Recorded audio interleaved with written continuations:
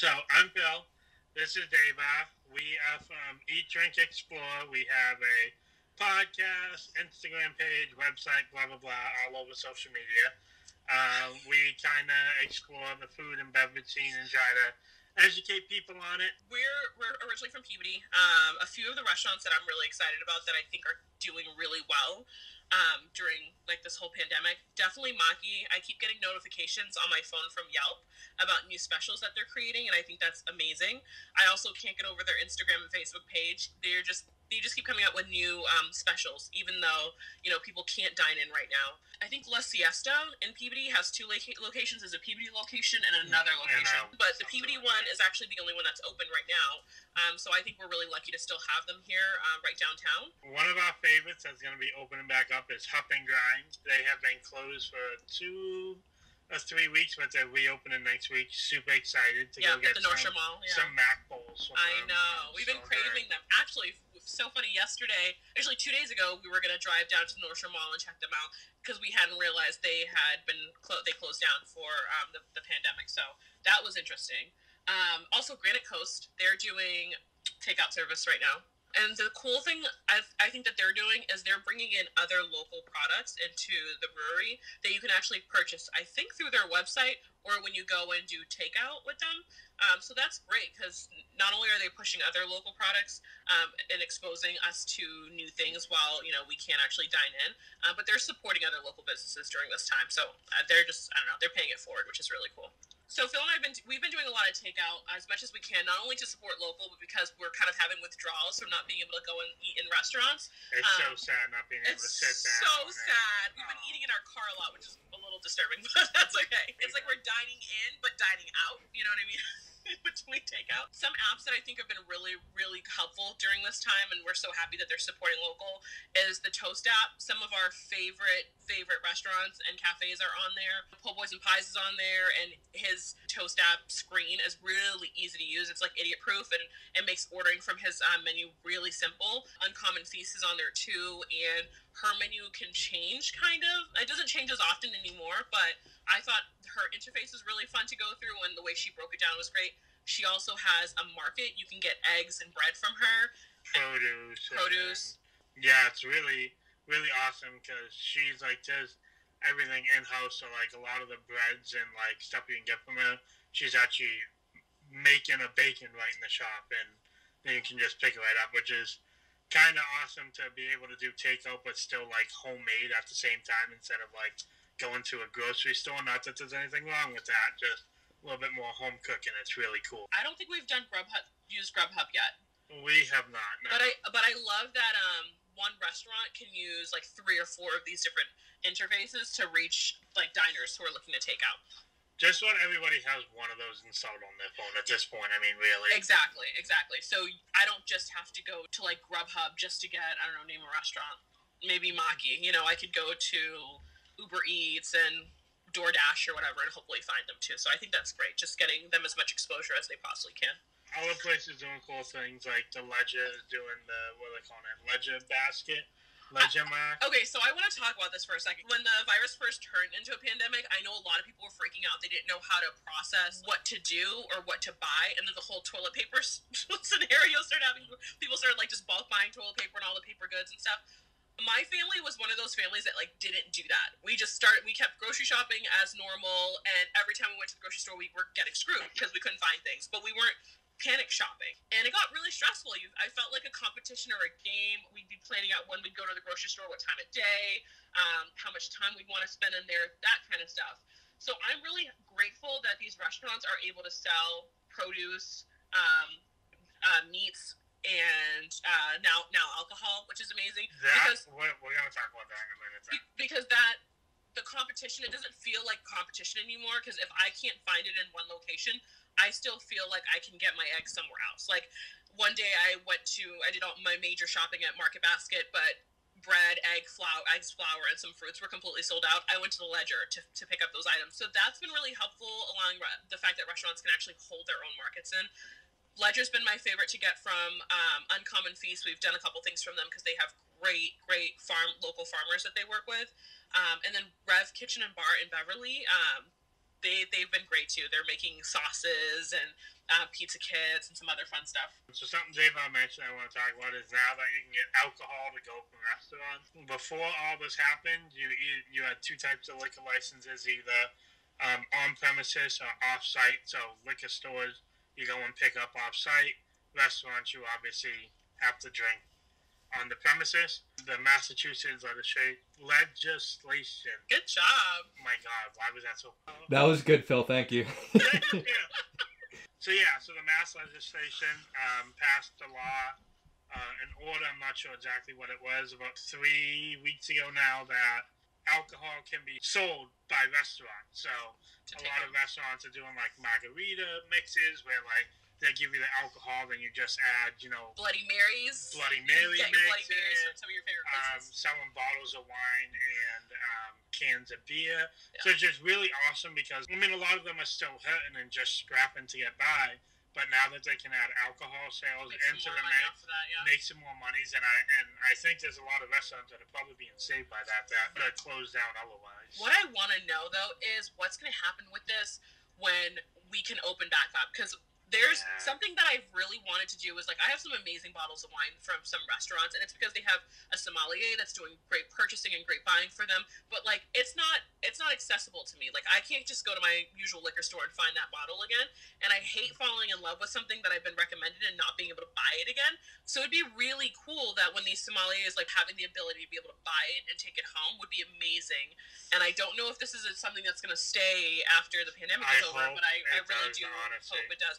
Yeah, because it's a great way for the restaurants to make some money, but then also for us customers who are trying and being exposed to new things to be able to, continue. Yeah, you have a glass of wine, then you're like, this is awesome, where can I get it? Can I take one? Oh, you can't get it, but you can buy it from us. Like, that would be, there's been so many times where that's happened to us. Yeah. Oh, wow, this is awesome. Where do you get it from? Oh, we buy it direct from a supplier in Italy or something. It's not accessible to people like us. Create an Escape in Peabody. I know they were doing craft kits that you could get and take home to do. That's something that I think is really cool. I haven't actually ordered one yet, but I'm going to. And I'm realizing, like, I'm sheltering in with my sister and my mother, and my niece is with us, so I'm trying to entertain her and Burrito at the same time. And she's definitely crafty, so that would be wicked cool to do. The other thing that's been really saving my life is the Peabody Essex Museum. They have this thing, it's called like story time or toddler time or something, and usually it'd be Wednesday mornings, and Burrito and I have been to one, so we'd like watch the Peabody Essex Museum, and there would be like a story time sing along, and one of the museum people would like kind of direct the whole thing, and it's called Pen Pals, that's what it is, Pen Pals. Yeah. So they actually launched a Pen Pals YouTube channel or section or something, and we've been watching those videos, and literally, like, I wait for them to come out. They're so good. It like captivates you, and Burrito's just like entranced. I know of these two girls that they're sisters, and they read bedtime stories to kids through YouTube or Facebook or something. I haven't had a chance to look them up yet. It's Facebook, yeah. They're so cute. I can't remember. They're sisters, but look them up, and I think it's great because it's like kids reading to kids, and I think that's really nice for children to see. It's different from seeing an adult, just read like you it's kind of like an aspirational thing. I'm just loving how a lot of these businesses, big and small, are finding a way to do something virtually that's accessible to everyone. The Pen Pals is free. Obviously, for Create and Escape, it's a way for them to make profit while they're closed, but it feels really good supporting them, whether it's for profit or free. There is a yoga studio called Atypical Yoga, and I haven't been to a physical class yet. Now I'm actually able to take the classes because it doesn't matter if I can get there at 7 p.m. or not. It's all online, and I have the access code later. She does her classes through Zoom. The most amazing thing about it is she's sliding scale. So you pay what you can. Like, times like this, you don't know where your money's really going to go, right? Everyone's not sure when they're going to be back at work, and it's nice very tight budgets, and it's nice that a lot of these businesses, even though they might be hurting, they're still doing things like sliding scale and making it a little bit more easily accessible to as many people as they can. For people who don't know who Burrito is, could you explain that, and then just how it's been for you guys as parents of a toddler? We've said the name Burrito a couple of times in this. For those of you who don't know, Burrito is the nickname for our 2-year-old son. I'm not a huge fan of the nickname, but, whatever. I don't know. No one knows his government anymore, and I love it. And they're like, isn't that his... No, it's not his government. is Philip the Fourth. So there's been quite a few, but he gets this extra special nickname now. Yeah, something like that. He's a very active child, and 2 years old. He loves to explore, loves to find new things, but it's been really tough. Dave's been quarantining, like she said, with her sisters, so he does have a little bit more space where they're up at, like a little yard to run around at that we don't have at our house. You know what? I should probably let Dave out because she's been the one with him for like a month. Every time I want to complain, I tell myself, at least my child isn't like of school age, because I think right now must be really difficult for parents with kids of school age, because you feel a responsibility to make sure they're continuing their education while you're also trying to do work and get things done. And I think if that was me right now, I'd be failing miserably, because I can turn on an MP3 player and music and, put some blocks on the ground, and he'll go ham, and he might have a tantrum here or there, but I can handle it. But having that, like, obligation where you're like, okay, crap, like, they aren't going to school, it's the school year, what do I do? And feeling that parental guilt, I don't know what I would do. So kudos to all those parents out there. But on the other hand, I am his only parent that's quarantining with him right now. So, like, everything is me. It's like diaper change, like every diaper, that's for me. Every diaper is a special delivery just for me. All his meals I try to do them myself, but my mom's been really helpful. So I also keep thinking about the parents of teenagers. Like, they probably don't fully understand why they can't see their friends right now. They want to go on bike rides. They want to meet up. Like, and you have to coach them through all that. I don't really need to coach him. If we don't go out today, we don't go out today. I just need to figure out how to entertain him. But yeah, it's rough. I think everyone's probably struggling right now, and you're just trying to do the right thing for your family. Yeah. Right now, with my 8-year-old niece being around, he's almost developing a little bit faster. He's saying words faster and, like, really enunciating things than before when we were in Peabody. So it's been interesting. I feel like just because she's there, he's trying to keep up. So he's, like, moving along a little quicker than we thought he'd be. Have all three of us, or I guess including Burrito, 4 of us, had birthdays during this? I know! I celebrated my birthday on the 18th. Phil was tax day, the 15th. Burrito was the 21st of March. And I think you were the 22nd or the not 20th? I was the 18th, but I was, like, right there. Yeah. It's crazy, yo. It's crazy. Wait, did you just say you're the 18th? He was the 18th of March. March 18th. Oh, got it. Well, happy belated birthday. Thanks. You all, too. I know, it's crazy. Crazy. I know. Yeah, wow, we've all had quarantine birthdays. I didn't really do anything extra. I mean, my birthday was on, I think, a Tuesday or Wednesday, so I was going to be working anyway. But yeah, what about you guys? Would you do for anything different or inventive? No, I worked on mine as well. The only thing different is that Day and Burrito came down to see me before I went to work, and they brought me gingerbread house muffins. He loves gingerbread house muffins. So what's your favorite? We walked around for like an hour before I had to go in. His favorite's the strawberry shortcake. He almost fought my niece for that one. He was I like, did not fight anybody for that. My niece came with us. Like, so I asked my niece, I was like, hey, Alani, like, what do you want? Because Phil, like, grabbed the birthday cake one. She goes, I really like the strawberry shortcake. And I knew she was going to say it because that's her favorite, too. His eyes almost popped out of his head. Yeah. No, that's not what happened. And then he was like, yeah, like, we can split that. I'm like, she's 8. Like, give it to her. What? If you know it's both of our favorites, you should have gotten 2 of them. It's not that freaking difficult. I'm like that with the gingerbread one, and then also the Boston cream one too. Oh, so good. It's good. Phil and I, during this whole pandemic, being at home has really had us think about what we've been doing with our podcast. Our podcast has transitioned every season, and we've liked that because when we first started, we just liked talking about food and beverage. We really didn't know where we wanted to go with it, but we knew we wanted to be inclusive where we had guests come on. So the first season, we had a lot of like chefs and business owners come on and people who are starting and kind of shaking things up here on the North Shore. Season 2 was really about roles in the restaurant. We thought it was really important to explain like what each role did and why. And anybody who wanted more insight, we wanted to help them understand. So we had like an executive chef on.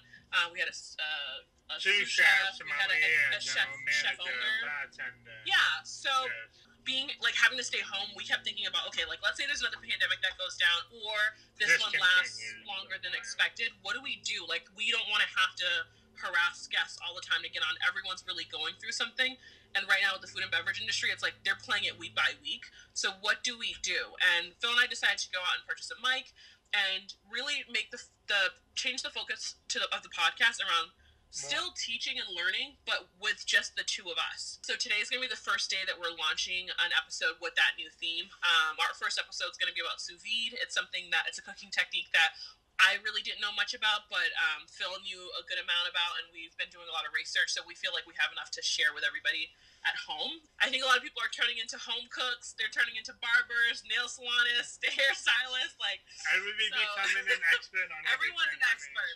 So, and then also our supper club. It sucked because the Wednesday before restaurants got shut down, we had our supper club, and if you had talked to us then, we never thought this was going to be a thing. We've been changing up our entire business model on the fly, and it's very interesting to see all these businesses, like we were just talking about change, like they're now doing takeout and selling, alcohol and do-it-yourself kits. And we're like, we need to change too. And now that people are going more at home, they probably want to learn more about what they're doing at home. Like, what's the history behind that dish? How did that technique came to be? How did, this famous chef influence, stuff that I'm doing now?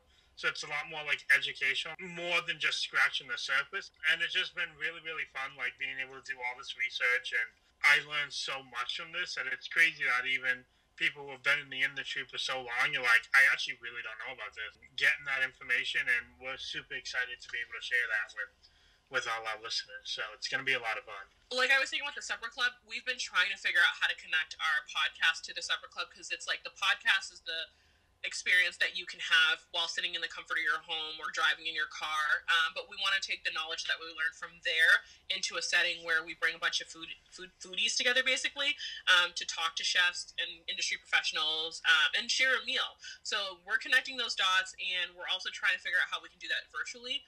Once this whole pandemic's over, we are going to go back to having them in restaurants and supporting local, but we are trying to figure out a virtual model, so even people who listen to our podcast that aren't specifically in the state can still participate from home through a Zoom call or something. But yeah, this whole thing's had us really just reorganize, remodel, reshape everything we're doing. Going to be real interesting once this is all over, what it's even going to look like. If what we're doing now picks up, we have no idea what the hell it's going to be, I mean, it's going to be... We're hoping this works, because we're trying to launch our Patreon, and that's not going so well. Thanks for having us. Yeah. Really, this is fun for us. It's like Phil goes to work, and then I'm stuck at home with Burrito, and that's kind of... It's nice to see somebody that we know. Yeah. Really. We don't get much of that in this... in these times. No, it's crazy. Is there any kind of advice or final thoughts that you guys have for people? Yeah, I do actually. When this first started, I was just so crippled by not knowing and just stressing out, and I kind of beat myself up about it every single day, because I saw other businesses that I thought were thriving during this time, that were doing things and creating and making stuff, and I just couldn't understand why I couldn't be like them and do what they're doing. So I struggled with that the first week, and then the second week I kind of picked myself up and started doing some live streams with a couple local businesses, and that felt really good. Every week has been different, and what I would want to tell everybody is just work at your own pace. Try white noising everything out. You have to do what's right for you, your mind, your body, whatever makes you happy. If you're a small business that wants to put its head under the rock right now just so you can breathe for a little bit, do that. And I mean, don't feel pressure that other businesses seem to doing better than you. It's not a competition. It's all about survival. You just want to make sure that at the end of this, you are doing well mentally, your business is okay, and that you can function when it opens back up. My advice is probably try to find something consistently that you can do to form some sort of routine. For me, Dave, I was not at home, so I work for 10, 12 hours a day now, and I come home and at least beforehand I had them. I could play around with Burrito, talk today, and I don't have that. I'm kind of all alone there, so I find it very important to have some sort of routine or something you do, just so you don't kind of go crazy, I try to go for a walk every morning, then do some work on Eat, Drink, Explore before I go to work, and then when I come home, I kind of that's me time. I find it important for peace of mind and strength of mind to find something you can do, even if it's one or two things every day, just to have a little normalcy back in your life. No, it was awesome catching up with you guys. Take care, Josiah. Bye.